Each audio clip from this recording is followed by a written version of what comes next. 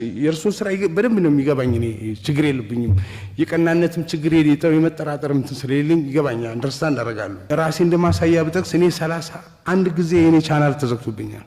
ያለ ምንም ምክንያት ያለ ምንም ማስረጃ ያለ ምንም ጥፋት ነው የሚዘጉት ለውጡ ኃይሉ በሄደበት ቁጥር ለውጥ ለማምጣት በታገልንበት ቁጥር የነውጥም ኃይል በዛው ልክ ውሸቱንም ሽብሩንም አጣምሮ ነው የሚሄደው ይሄ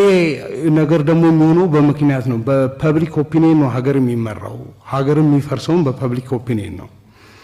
ይሄ መንግስት በዛ መንገድ ይወድቃል አይነት ሳይቤ ሳይሆን ያለኝ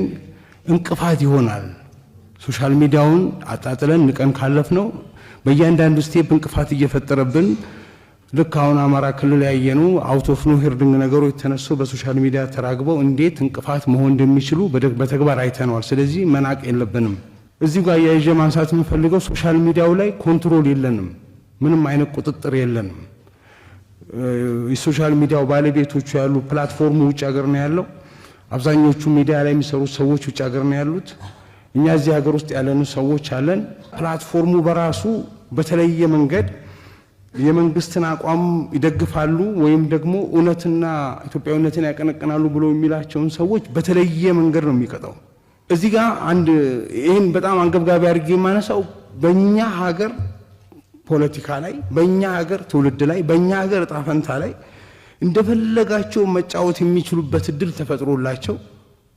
እኛ የሞትን እነሱ ፖለቲካ የሚያተርፉበት ሁኔታ ነው ያለው የፕላትፎርም